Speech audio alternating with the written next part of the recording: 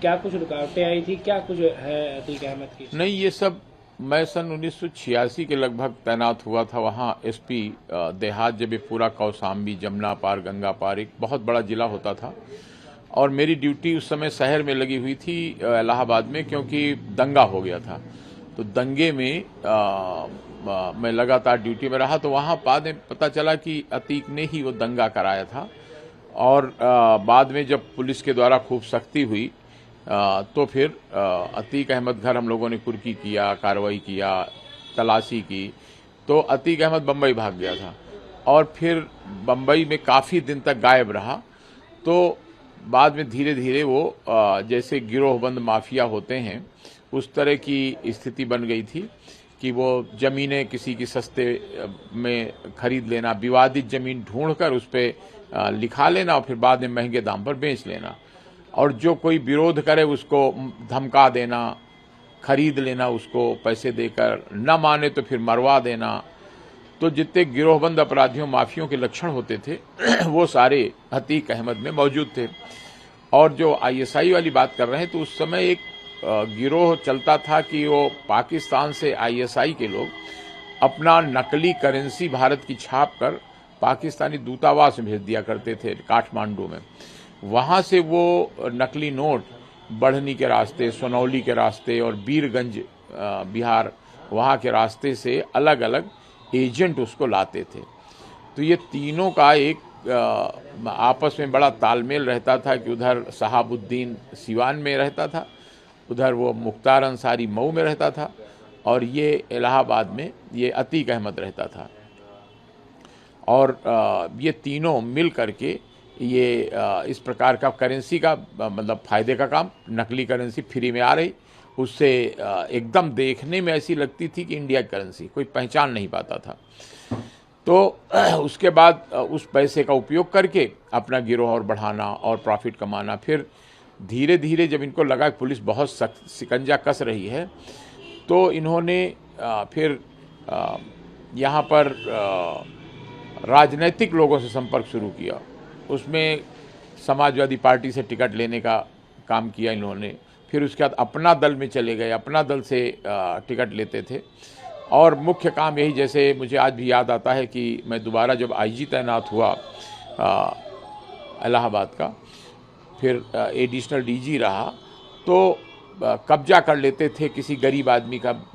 एक बंगाली का मकान जानसनगंज में कब्जा किया, 4 मंजिली कोठी, और उसको फिर हम लोगों ने पूरी इनकी प्रॉपर्टी को कुर्क कराया, अटैच कराया, और अटैच करके फिर मुकदमा चला गैंगस्टर, कई बार गैंगस्टर एक्ट का मुकदमा चला इन पर।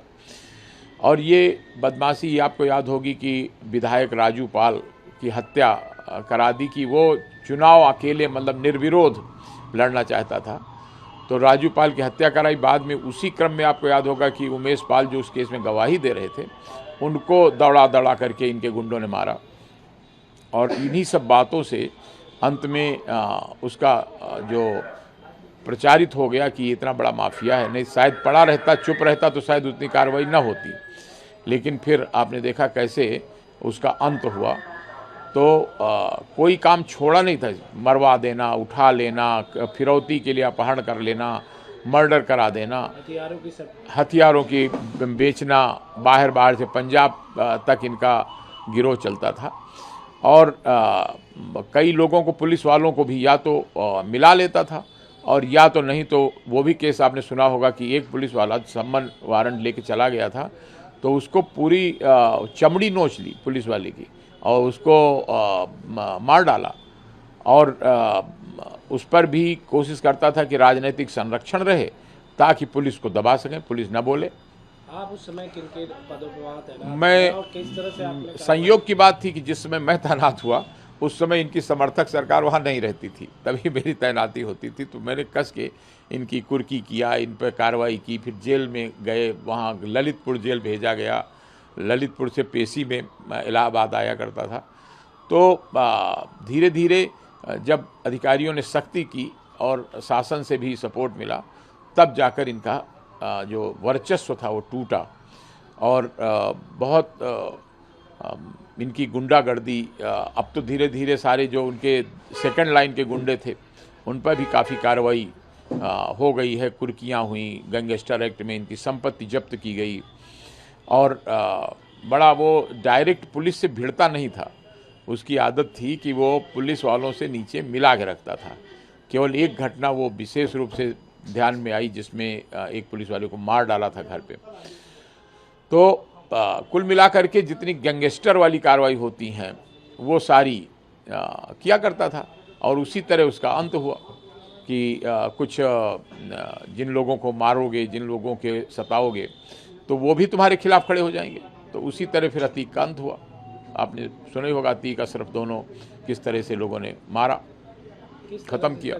जो सिस्टम था वो काम करना, क्योंकि पाकिस्तान से कनेक्ट बताया जा रहा है, किस तरह से ये काम करता था, किस तरह से हथियारों की सप्लाई, क्या कुछ आप लोग को तरीका यही था कि वहाँ से जो नकली करेंसी आ रही है तो पैसे लगना तो है नहीं, नकली करेंसी ले लो और उसी से जो ज़मीनें खरीदो, उसी से अपना दबदबा बढ़ाओ, किराए के गुंडे बुलाओ, गुंडे बुला करके उनके माध्यम से मर्डर करा दो जो कोई न माने। तमाम पीड़ित किए हुए लोग बाद में मिले। जब ये और जब ज़्यादा पुलिस का शिकंजा कसे तो भाग जाओ और गायब हो जाओ, दूसरे प्रदेशों में चले जाओ, छिप के रहो। ऐसे करता था। उस ज़माने में इतना सर्विलांस वगैरह नहीं था, पता नहीं लगता था कि कहाँ भाग गया। और फिर उसके बाद जब अपने अनुकूल कोई सरकार आ जाए तो फिर आ जाता था। तो क्या लगता है, जब कार्रवाई की बात आप लोग कार्रवाई करते थे तो कुछ राजनीतिक दबाव वगैरह भी आता था? मेरे कार्यकाल में तो राजनीतिक दबाव इसीलिए नहीं आया कि उनके पक्ष की सरकार नहीं थी। तो लेकिन जब वो उनके पक्ष की सरकार रहती थी जिसमें वो विधायक हो या मंत्री, ये मंत्री तो नहीं बना, विधायक था या सांसद बन गया था, तो और अनाप शनाप पैसा खर्च करते थे चुनाव में। फ्री का पैसा आ रहा, छपा हुआ पाकिस्तानी ISI का, अनाप शनाप खर्च करते थे। और उसी के कारण धीरे धीरे जब पाप का घड़ा भर गया तो वो टूट गया।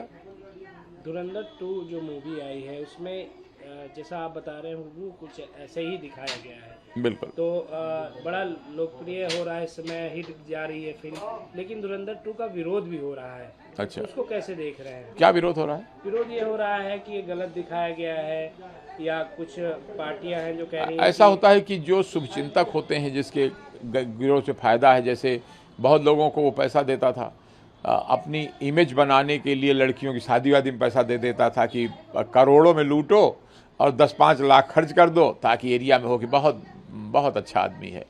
तो इस तरह के नाटक करते हैं माफिया लोग, वो भी करता था। और जहाँ तक राजनीतिक पार्टियों का सवाल है तो वो भी भारी चंदा दे देता था, या और कोई उस पार्टी के खिलाफ खड़ा हो तो उसको दबा देता था। मतलब उसका इतना दबदबा बन गया था कि खाली संदेशा कर देता था तो लोग डर जाते थे। तो लेकिन पुलिस ने धीरे धीरे, रियायत पुलिस ने कभी नहीं की उस पर, हरदम केस पर केस दर्ज। अंत में पुलिस ने, मुझे याद है कि एक समय था कि लगभग 42-43 केस थे, फिर बढ़ते बढ़ते वो 65 केस हो गए। और फिर लोग आने लगे, लिखाने लगे। जब लिखे जाने लगे केस तो लिखाने लगे, पहले नहीं डरते थे लोग कि मरवा देगा। और गवाहों को या तो तोड़ लेता था, उसका तरीका यही था कि गवाहों को पैसे दे के खरीद लो, ना माने तो डरा दो, फिर भी ना माने तो मरवा दो। और इस तरह वो बचता रहा। जो हम लोगों के अभियोजन में ये कमी निकाल कर गवाहों को तोड़ लेने का काम। अच्छा, बिना गवाही के अदालत सजा कर नहीं सकती। तो फिर राजनीतिक हो गया था तो सांसद बन गया, तो उसकी वजह से जो इनकाउंटर वगैरह भी बच गया, पूरी पार्टी से जुड़ गया था।